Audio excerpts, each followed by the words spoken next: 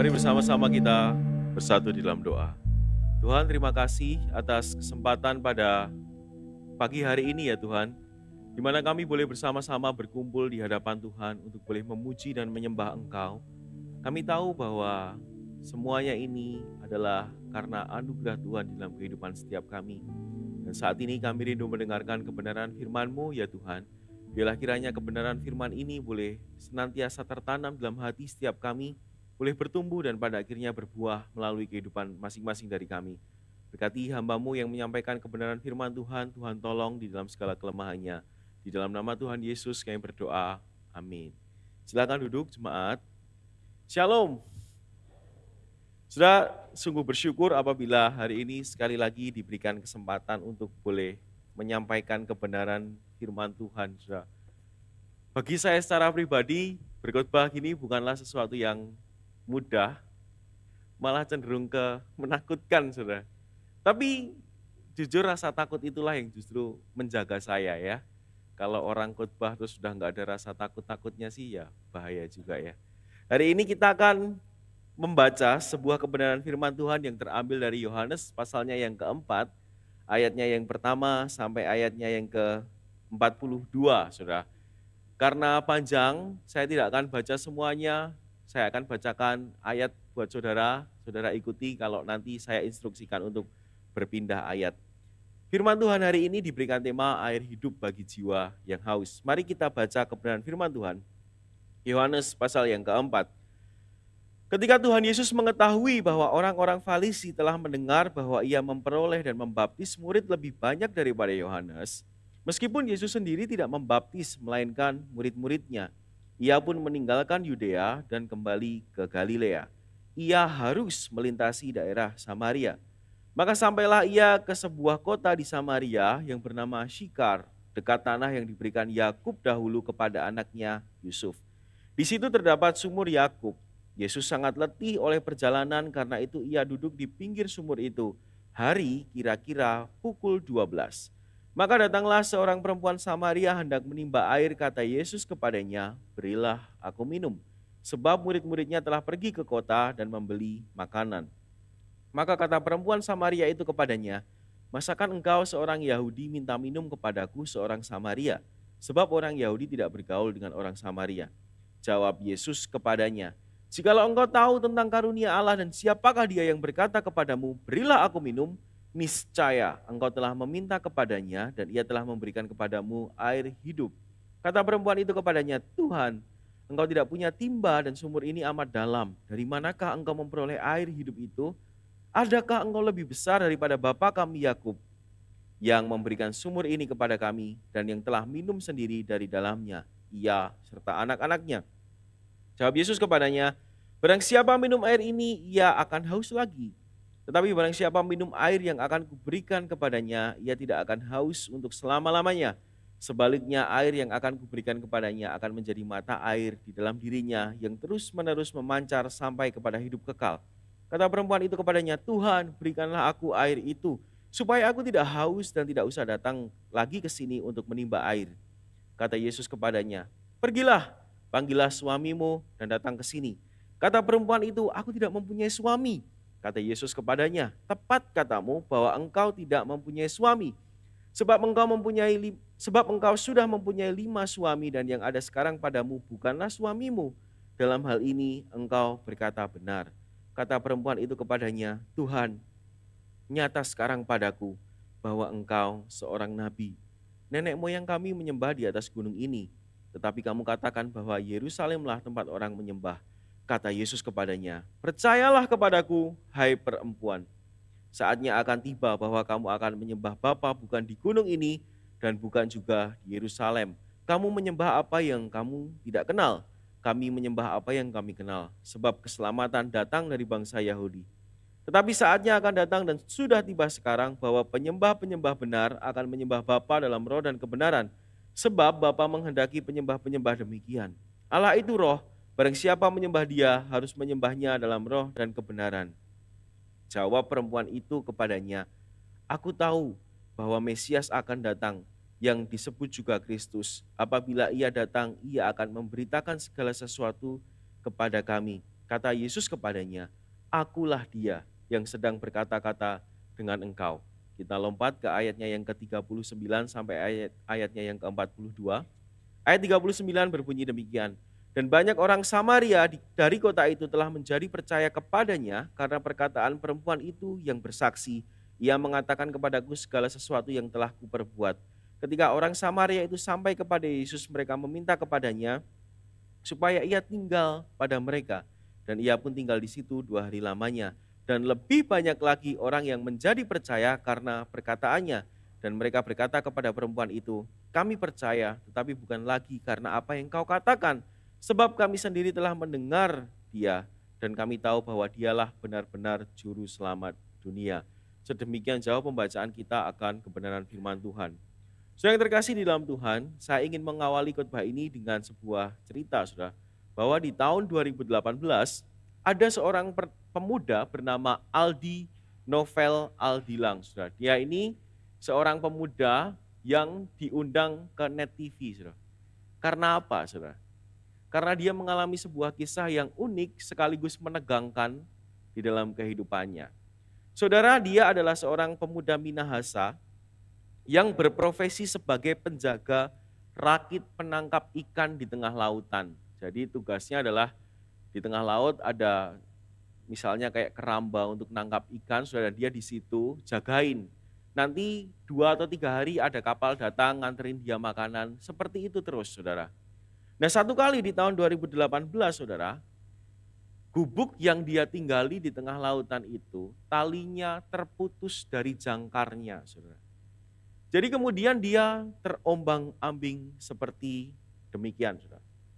Dia terombang-ambing di tengah-tengah lautan yang begitu ganas itu, sendirian tanpa seorang pun, saudara. Tentu saja dia merasa takut. Dia merasa putus asa. Dia merasa sedih karena berbagai ketidakpastian yang ada di depannya. Saudara, berapa lama dia hanyut? Jawabannya adalah 49 hari di tengah-tengah lautan yang gelap tanpa seorang pun menemaninya, saudara. Lalu bagaimana jika ia haus, saudara? Air bersih yang dia punya cuma bertahan 2 hari, saudara. Setelah itu, dia bercerita bahwa dia harus mencelupkan pakaiannya ke air laut, terus kemudian memerasnya supaya enggak terlalu asin. Bagaimana caranya makan? Tentu saja perbekalannya sudah habis. Dia menangkap ikan seadanya, hasil tangkapannya itu kemudian dibakar menggunakan kayu yang ada di gubuknya juga, dipretelin satu-satu untuk membakar ikan itu. Saudara, kondisi seperti ini dia jalani selama 49 hari. Dan tentu saja dia bercerita bahwa di dalam dia menjalani 49 hari itu, ada waktu-waktu di mana dia merasa kematian itu menghantuinya. Serba tidak pasti, saudara. Ditambah lagi dia bercerita bahwa sebenarnya di tengah lautan itu dia bertemu dengan kapal-kapal yang lewat, kapal-kapal besar. Tapi mayoritas dari kapal-kapal itu cuek dan tidak mau menolong dia, saudara. Sampai pada suatu hari dia ditolong oleh sebuah kapal yang sudi untuk menaikkan dia ke atas dek. Dan akhirnya Aldi pun dapat diselamatkan dan menceritakan kisahnya, saudara. Dia ditemukan di mana, saudara? Menurut kesaksiannya dia ditemukan di perairan Jepang, saudara. Jadi dari Sulawesi Utara sampai ke Jepang free tiket, saudara. Ada yang mau? Saudaraku yang terkasih di dalam Tuhan, saya kemudian membaca cerita ini, saya kemudian berpikir, saudara, bagaimana kalau sebenarnya kalau kondisi ini terjadi di dalam kehidupan kita? Tentu saja saya tidak berbicara sebagai kita itu sebagai nelayan yang terombang-ambing di tengah laut, tidak, saudara. Tapi bagaimana jika kita saat ini sedang terombang-ambing di tengah-tengah dunia yang jatuh di dalam dosa ini? Kalau boleh jujur, saudara, bagaimana kondisi dunia sekarang ini? Apakah lebih baik, saudara? Kalau kita mendengar dan membaca tentang ekonomi, saudara, ekonomi mengalami depresi, saudara, penurunan. Kalau kita membaca berita-berita yang ada di media massa, kita melihat bahwa manusia zaman sekarang ini tidak lagi berempati kepada manusia lain. Berapa banyak pembunuhan-pembunuhan yang terjadi, saudara, di tengah-tengah kita, yang cara membunuhnya itu semakin hari semakin mengerikan, saudara. Berapa banyak di antara kita yang mengalami ketidakpastian, ketakutan di dalam kita menjalani kehidupan kita, saudara.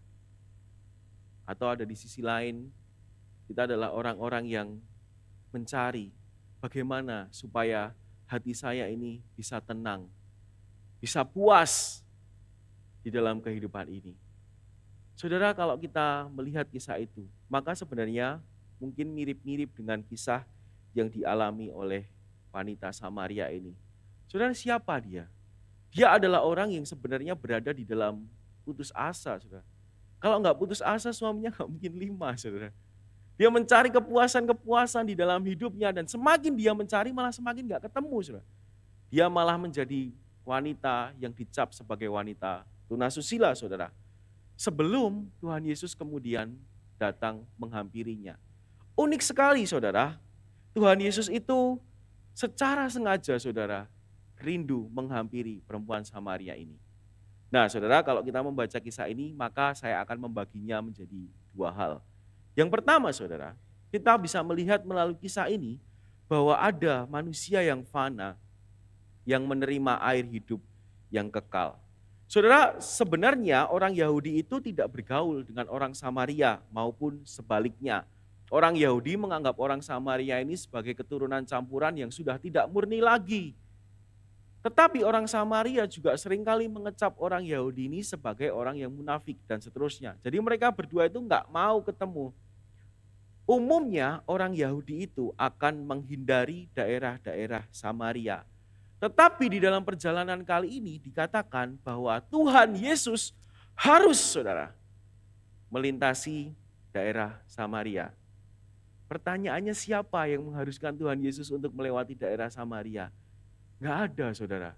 Tetapi kenapa Tuhan Yesus itu harus masuk ke daerah Samaria itu? Jawabannya adalah karena Tuhan punya sebuah agenda untuk bertemu dengan seseorang, saudara.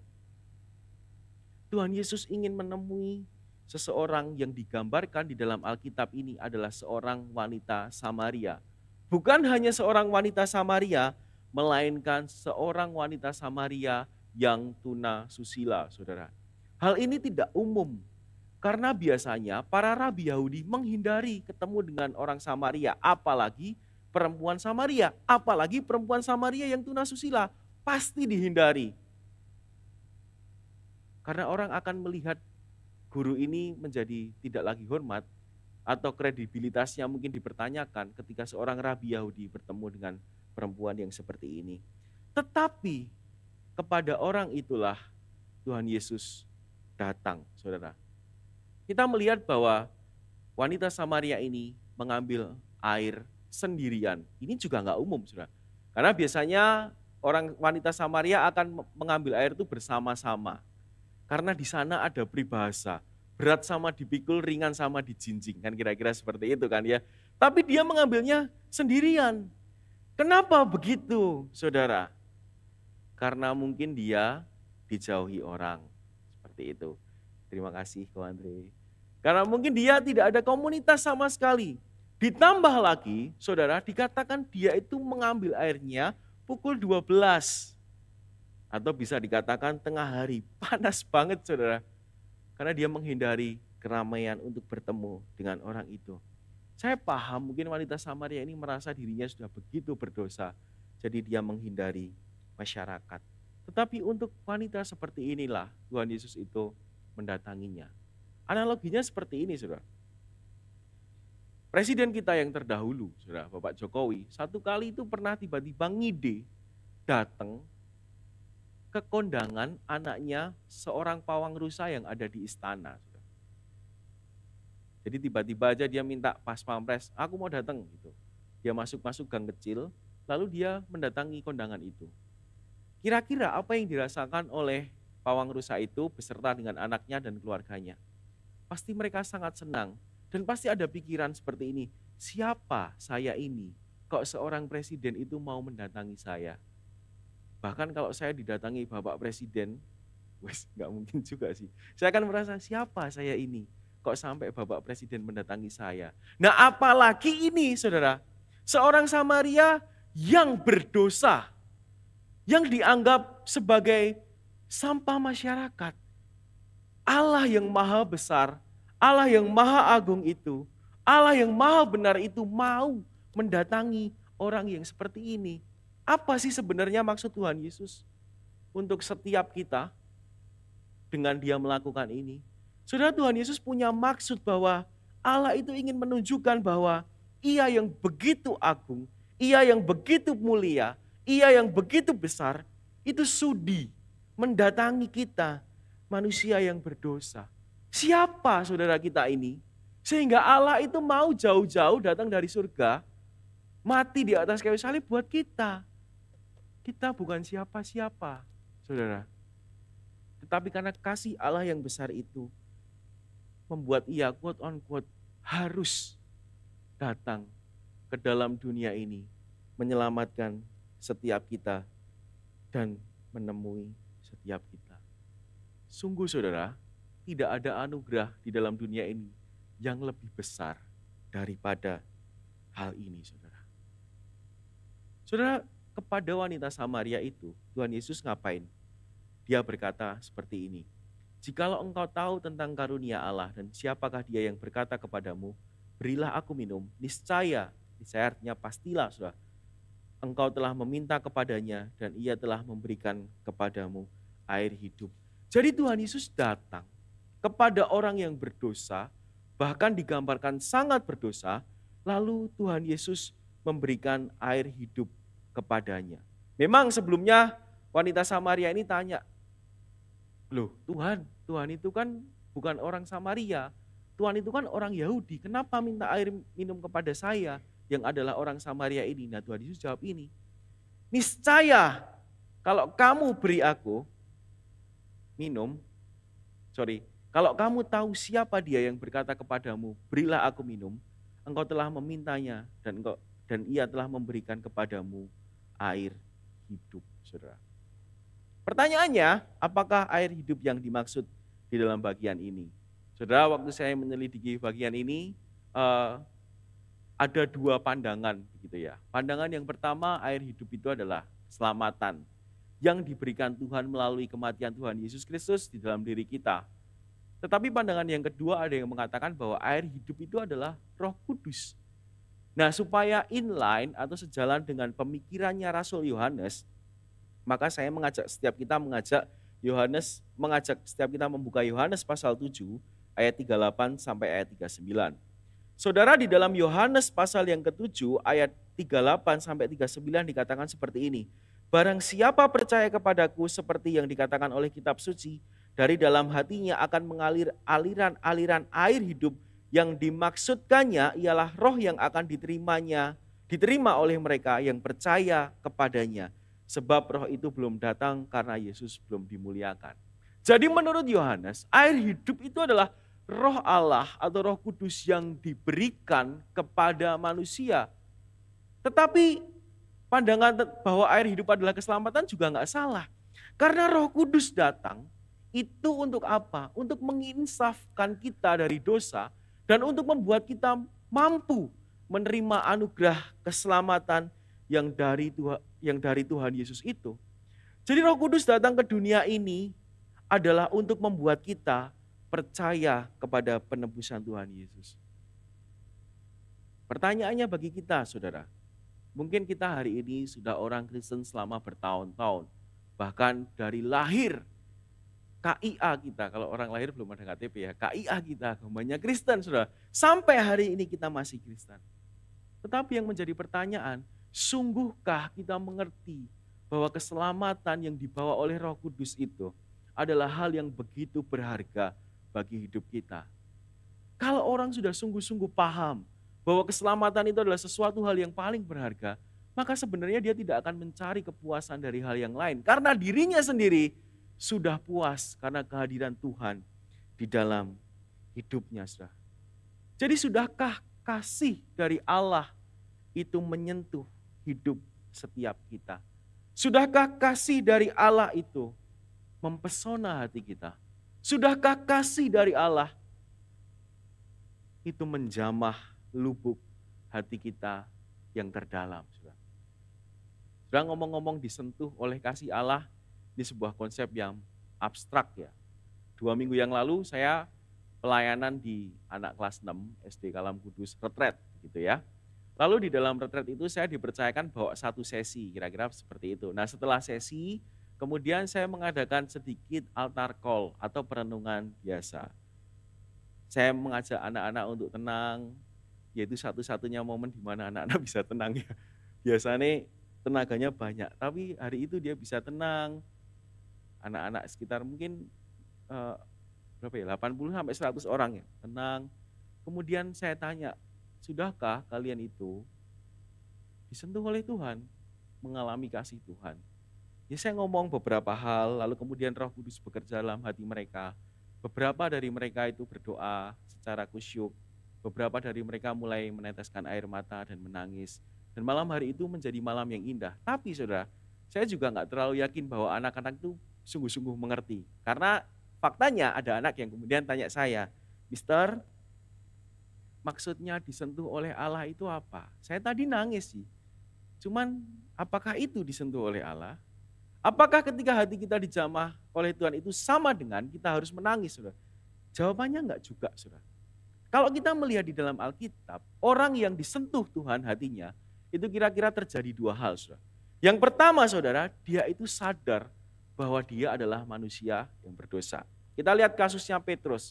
Ketika Tuhan datang kepada Petrus, apa yang Petrus katakan? Tuhan, pergilah daripadaku sebab aku ini orang yang berdosa, saudara. Jadi ketika orang itu didatangi oleh Tuhan, disentuh hatinya oleh Tuhan, dia pasti akan sadar bahwa dia adalah manusia yang berdosa. Sama juga wanita Samaria ini, saudara. Ketika Tuhan datang menghampirinya, apa yang dilakukan oleh Tuhan Yesus? Tuhan Yesus langsung sadarkan dia akan dosanya. Tuhan Yesus berkata, ya kamu itu sudah punya 5 suami, dan yang sekarang sama kamu itu yang ke-6, itu juga bukan suamimu.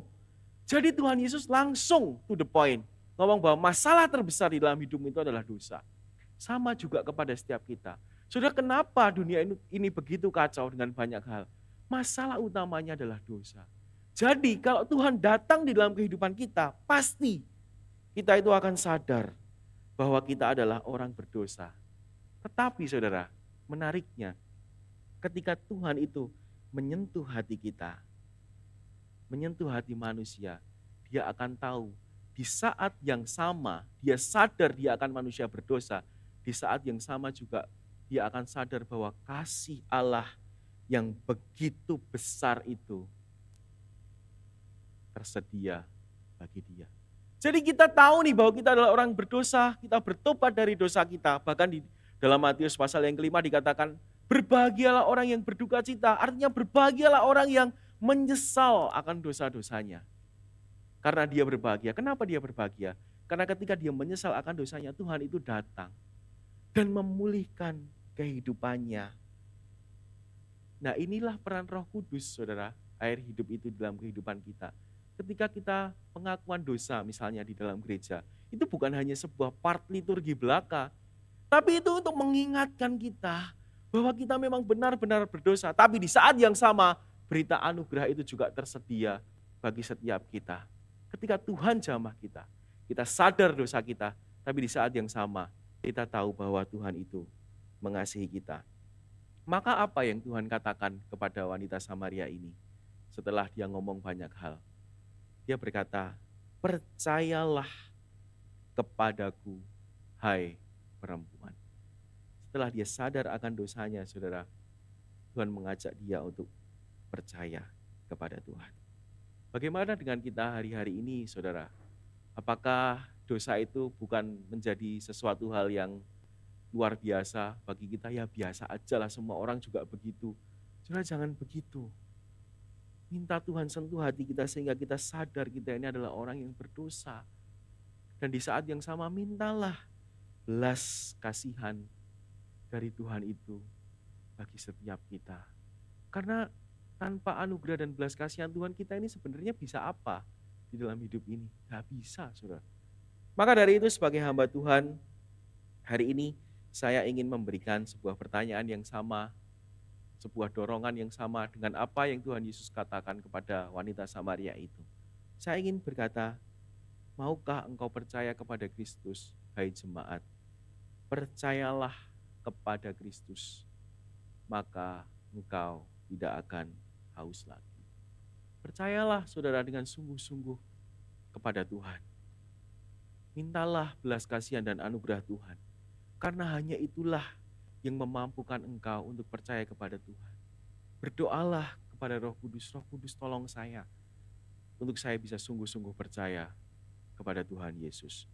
Saudara, poin yang kedua yang bisa saya ambil dari bagian ini adalah bahwa orang itu yang sudah percaya dan menerima air hidup itu, dia akan menikmati air hidup dan dia juga akan memberitakan air hidup. Saudara, kalau kita melihat di dalam bagian firman Tuhan ini, maka kita akan menemukan bahwa sebenarnya setelah perjumpaan wanita ini dengan Tuhan Yesus, dia tidak tinggal diam.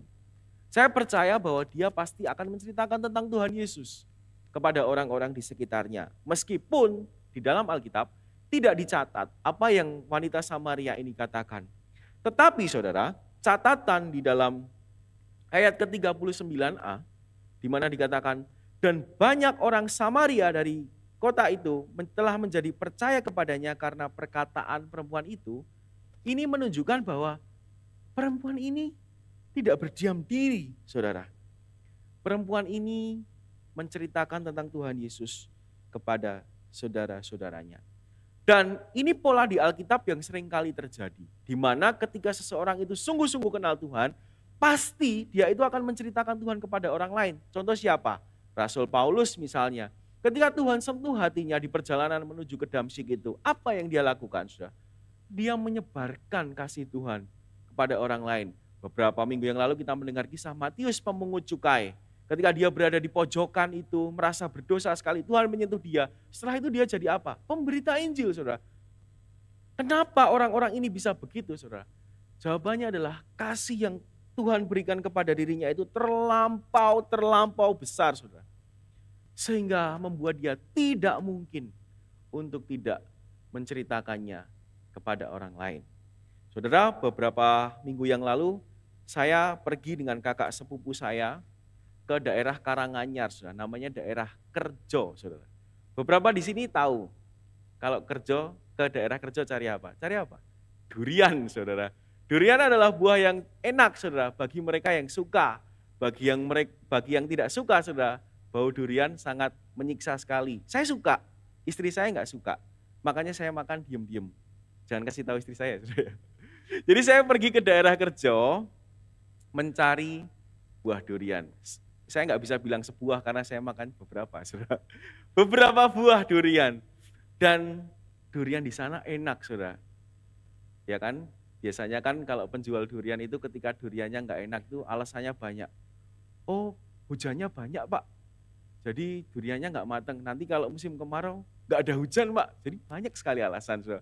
Tapi hari itu saya makan durian yang enak menurut saya. Spesial, saudara. Ada pahit-pahitnya, saudara. Kan kira-kira seperti itu ya. Lalu sepulang dari daerah Kerjo itu, saudara. Apa yang saya lakukan? Saya itu tidak bisa menahan diri untuk tidak bercerita kepada kolega-kolega saya hamba Tuhan durian lovers, saudara. Enggak semua, saudara, tidak semua ya, saudara, mayoritas, saudara. Saya cerita kepada teman-teman hamba Tuhan, itu loh, di sana ada durian enak. Maka pas day off, saudara, kami pergi sampai 2 kali, saudara, saya ngajaknya. Karena saya begitu terkesan dengan durian itu. Saya kepengen orang lain juga merasakan apa yang saya rasakan, saudara. Saya kepengen orang lain itu juga mencicipi apa yang saya cicipi. Karena apa? Karena menurut saya durian itu terlalu enak, saudara. Tapi kalau nanti saudara ke sana ketemu yang gak enak, jangan salahkan saya, saudara. Tapi begitulah kira-kira analoginya. Ketika kasih dari Allah yang begitu besar itu menjamah hati kita, gak mungkin, saudara, kita itu tidak tergerak untuk menceritakannya kepada orang lain seperti wanita Samaria ini. Berapa tahun yang lalu saya pelayanan di daerah Salatiga, saudara, daerah Kopeng, melayani anak-anak berkebutuhan khusus. Tetapi bukan hanya anak, karena waktu itu ada yang kecil, sampai ada yang umur di atas 40 tahun juga ada, saudara. Di sana saya melayani, itu adalah pengalaman pertama saya, dan belum pernah ada pengalaman yang sama lagi, saudara. Tentu saja untuk melayani anak-anak berkebutuhan khusus itu perlu skill yang tertentu, yang saya tidak punya pada waktu itu. Sampai sekarang juga nggak punya, saudara. Tapi hari itu sangat mengesankan bagi saya, karena apa? Ada di dalam sebuah ibadah, saudara, di sana ada seorang pria umur 40 tahunan, saudara, berkebutuhan khusus, yang kemudian berdiri di dalam ibadah itu. Ini udah selesai firman ya, dia berdiri. Lalu tiba-tiba hati saya tergerak untuk mendoakan dia. Saya mencoba mendekati dia, lalu hati saya juga berkata lagi, kamu peluk aja, gak usah ngomong apapun. Saya memberanikan diri untuk memeluk bapak-bapak usia 40 tahun yang berkebutuhan khusus ini. Begitu saya memeluk, saudara, apa yang terjadi tahu nggak? Dia itu nangis, saudara. Dia menangis, kenceng lagi nangisnya ya. Tapi di dalam tangisan itu, dia mengucapkan satu kalimat yang saya nggak pernah lupa sampai hari ini. Kalimat itu bunyinya seperti ini, saya belum pernah merasakan ini sebelumnya. Saya tidak tahu apa yang terjadi dalam kehidupannya, tetapi dia berkata, saya belum pernah merasakan ini sebelumnya. Dan saya pun juga jadi terharu, saya ikut menangis. Tetapi di dalam saya menangis dan dia menangis itu, kemudian ada suara hati saya berkata, saya rasa itu adalah pekerjaan Roh Kudus juga. Tiba-tiba di dalam hati saya seperti ada rasa Tuhan berkata, saya nggak bisa pastikan ini apakah 100% suara Tuhan, karena kan saya nggak bisa dengar. Tapi saya percaya hati nurani saya bekerja ketika saya mendekat kepada Tuhan. Tiba-tiba hati saya berkata, ya, kamu itu adalah saluran kasih Allah. Kalimat itu yang Tuhan tanamkan dalam hati saya, nggak bisa saya lupakan sampai hari ini. Saya nggak tahu itu beneran Tuhan yang berkata, tapi yang jelas Tuhan itu bekerja di dalam hati saya, sehingga saya mendapatkan kesimpulan itu. Kamu adalah saluran kasih Allah. Saudara, kita tuh juga sama. Kita sudah menerima kasih Allah yang begitu besar di dalam diri kita. Apakah kita itu kemudian terlalu egois, menyimpan kasih Allah bagi diri kita sendiri, sedangkan kita tahu di negara kita, bahkan di seluruh dunia ini, banyak orang-orang yang belum percaya. Apakah kita begitu selfish sehingga kita mau kasih Allah itu bagi diri kita sendiri, sedangkan saudara terdekat kita, orang-orang yang ada di sekeliling kita itu bahkan belum mengenal Tuhan. Jadi kalau hari ini saudara ada di tempat ini, saya percaya saudara sedang diminta Tuhan untuk tidak hanya menjadi penikmat daripada air hidup itu, tetapi saudara juga menjadi pemberita air hidup itu, saudara. Saya tidak bermaksud bahwa semua kita kemudian harus meninggalkan pekerjaan kita yang sekarang menjadi rohaniwan penuh waktu. Bukan itu, saudara, poinnya. Tetapi setiap kita itu ditempatkan di dalam konteks yang berbeda-beda, unik, menurut kehendak Tuhan masing-masing, saudara. Nah, di dalam konteks itulah kita harus berperan menjadi pemberita dari keselamatan yang Tuhan sudah kerjakan juga di dalam kehidupan setiap kita. Mungkin saudara hari ini adalah seorang anak yang dimana orang tua atau orang-orang yang lebih tua di lingkungan saudara, di rumah saudara, di keluarga saudara, itu belum mengenal Tuhan. Saudara, beritakanlah Injil kepada mereka. Kasih tahu kepada mereka bahwa mengikut Tuhan itu enak. Mengikut Tuhan itu puas. Kasih tahu bahwa keselamatan itu hanya dari Tuhan saja. Mungkin saudara adalah seorang orang tua yang hari ini saudara, anak-anak kok rasanya belum terlalu peduli tentang Tuhan. Saya itu orang yang tingkat khawatirnya agak cukup tinggi begitu ya. Tapi dari semua kekhawatiran yang ada, saya cuma paling khawatir itu satu hal. Kalau anak saya itu nggak kenal Tuhan, udah itu toh. Apa yang saya lakukan?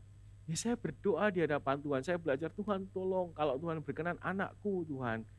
Jangan Tuhan pakai aku untuk memberitakan Injil kepada anak-anak yang lain karena saya lingkungannya turem dan sekolah kelas 6, tapi anakku sendiri Tuhan, belum kenal Tuhan. Itu yang terus saya doakan. Karena bagaimana orang itu kenal Tuhan kalau bukan Tuhan sendiri yang bekerja? Tugas kita apa? Mendoakan dengan sungguh-sungguh dan memberitakan dengan sungguh-sungguh, saudara.